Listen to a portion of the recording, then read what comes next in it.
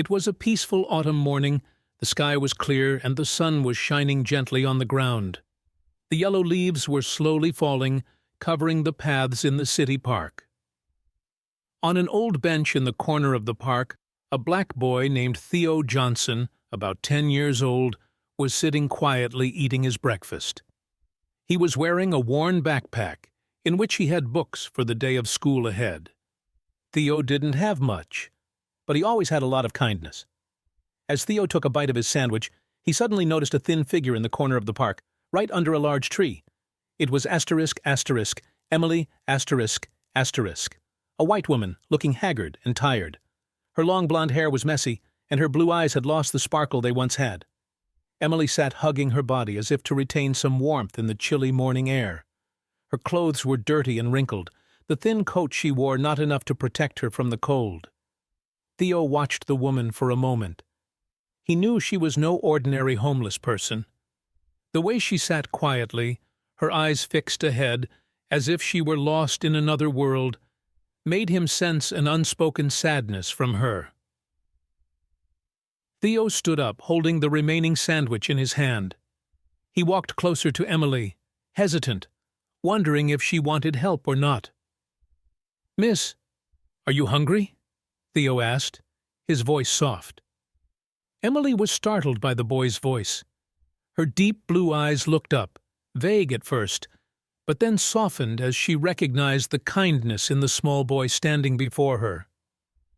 Unable to remember the last time she had eaten, she nodded slightly. Theo handed her his sandwich. "You can have this."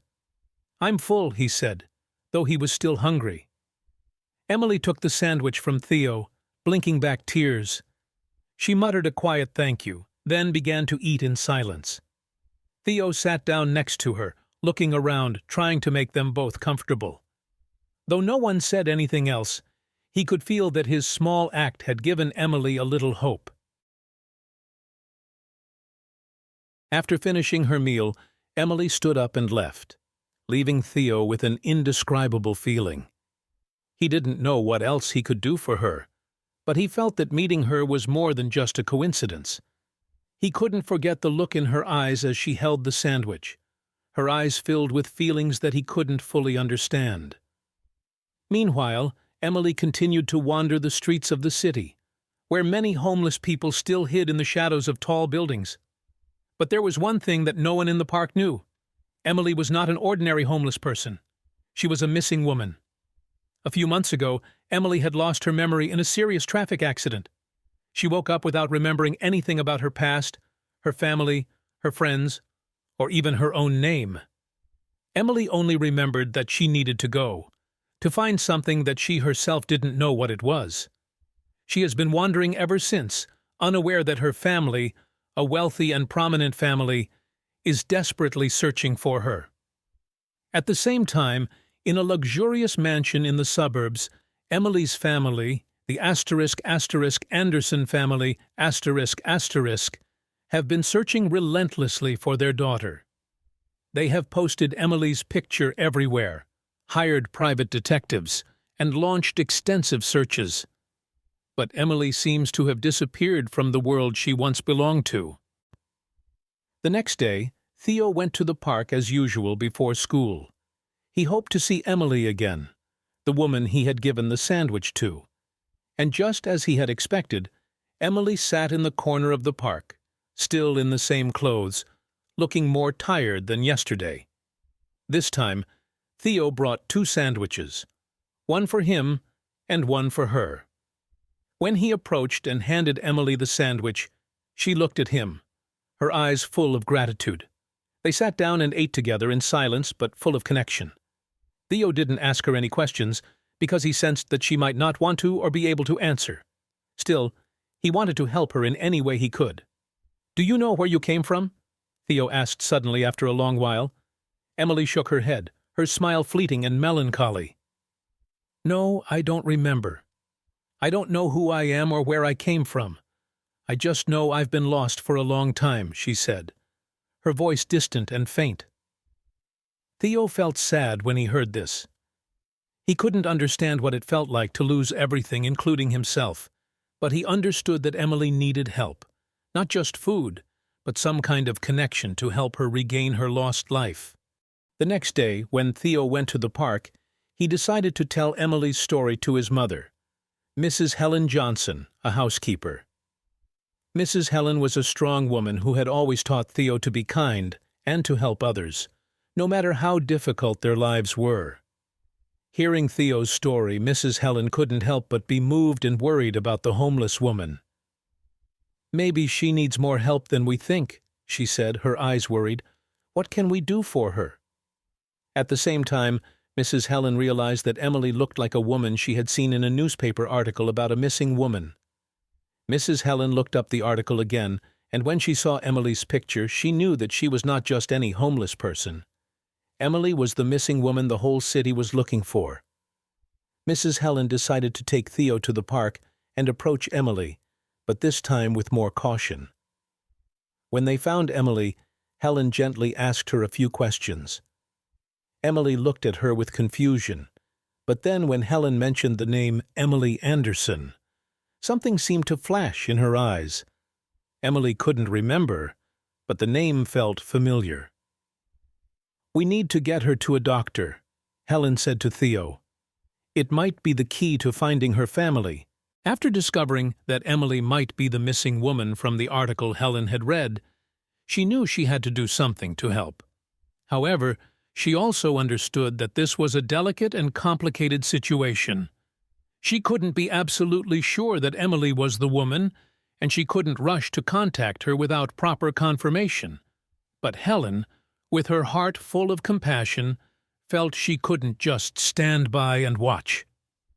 Helen sat down at the small kitchen table in her modest apartment, picked up her phone, and opened the article again. The article contained the contact number of a private investigator that the Anderson family had hired to find Emily. She hesitated for a few minutes, worried that if she was wrong, this could cause great hope and disappointment for the family. But remembering Emily's blank eyes and the pain that appeared every time she mentioned not remembering who she was, Helen knew she had to try. With determination, she dialed the number of the detective in the article. "Hello? Is this Detective Davis's office?" Helen said when the call was connected. "Yes, that's right. How can I help you?" a deep male voice said from the other end. "This is Helen Johnson. I think I might have found the woman the Andersons are looking for," Helen replied, her voice both firm and cautious. The conversation was brief, but hopeful. Detective Davis asked Helen to describe Emily's appearance and the circumstances under which she had met her. Helen recounted the encounter at the park in detail, from Emily's condition to the smallest detail of how she reacted when she heard the name Emily Anderson. After listening to the whole thing, Detective Davis was silent for a moment, then said, "Thank you very much. I will notify the Andersons immediately. If it is her, you have helped us find an important link." Helen hung up, her heart pounding. She didn't know if this was the best thing to do, but hoped that if Emily was indeed the missing woman, she would be reunited with her family and have a better life. She sat and waited, not knowing what would happen next. A few hours after the call, Helen received a call from Detective Davis. He informed her that the Andersons were very emotional when they heard the news and wanted to go to the park immediately to meet Emily. Detective Davis asked Helen to be present to help confirm the information and assist in the meeting.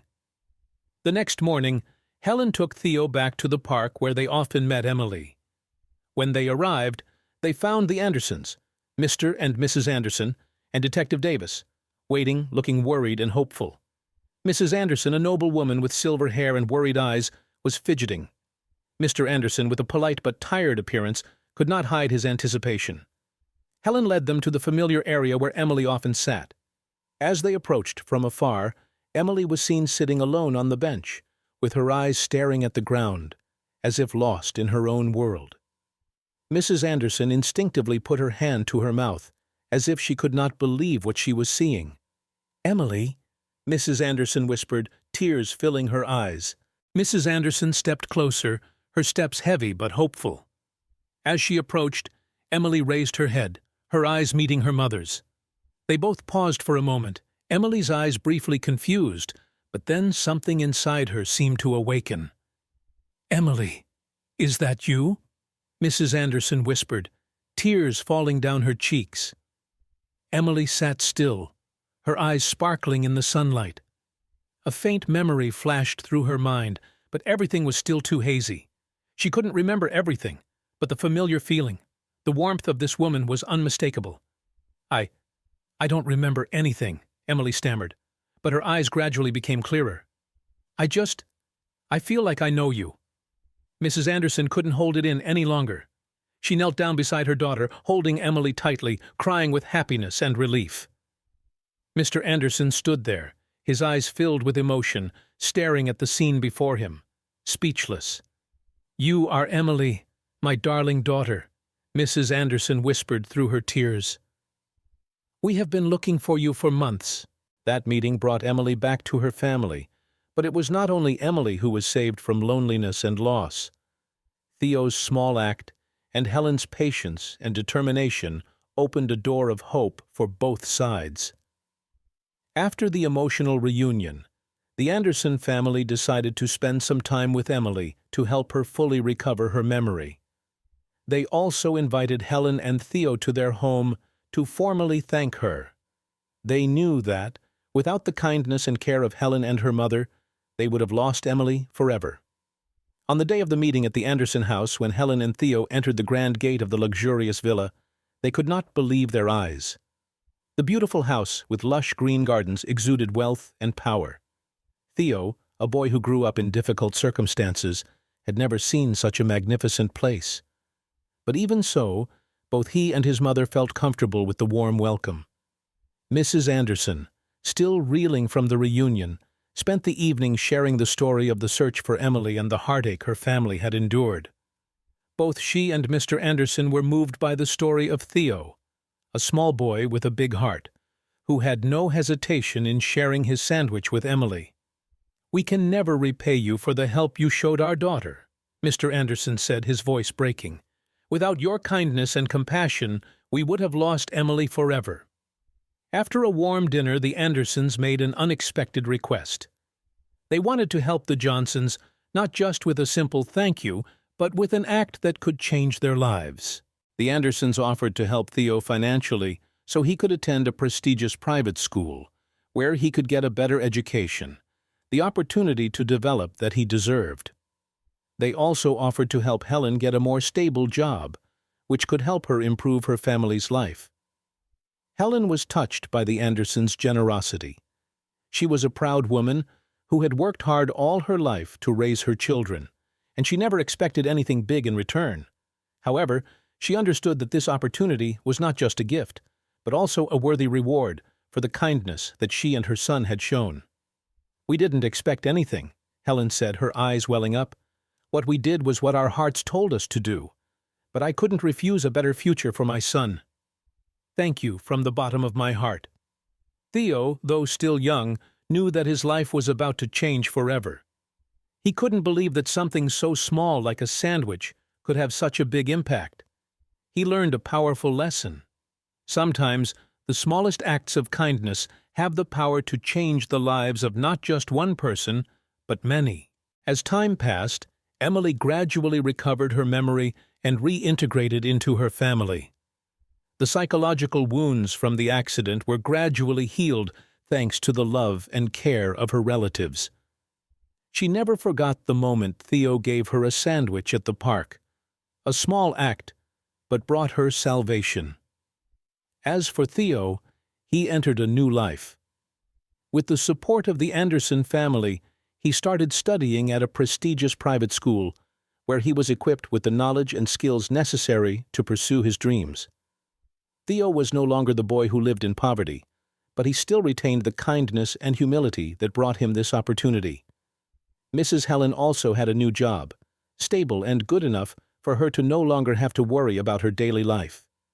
Whenever she thought about what had happened, she couldn't help but smile as she remembered how her and Theo's small acts of kindness had brought about such a big change. The story of Emily, Theo, and the Anderson family is a testament to the power of kindness. In a world where we sometimes feel lost and overwhelmed by the big picture, it is the small gestures, the acts of selflessness, that can change our lives and the lives of others. Theo and Emily's lives are two seemingly separate pieces, but connected by a simple moment in the park. And from that moment, great opportunities and changes have blossomed, bringing hope and faith in the kindness in life. With each passing day, Theo grows in the love and support of both families. He never forgets that it all started with a sandwich and his compassion for a stranger. Their story, then, remains a reminder that no matter what the world may be like, kindness is a force that can change everything. The story ends with a powerful message. Sometimes, the smallest acts are the seeds of change and hope.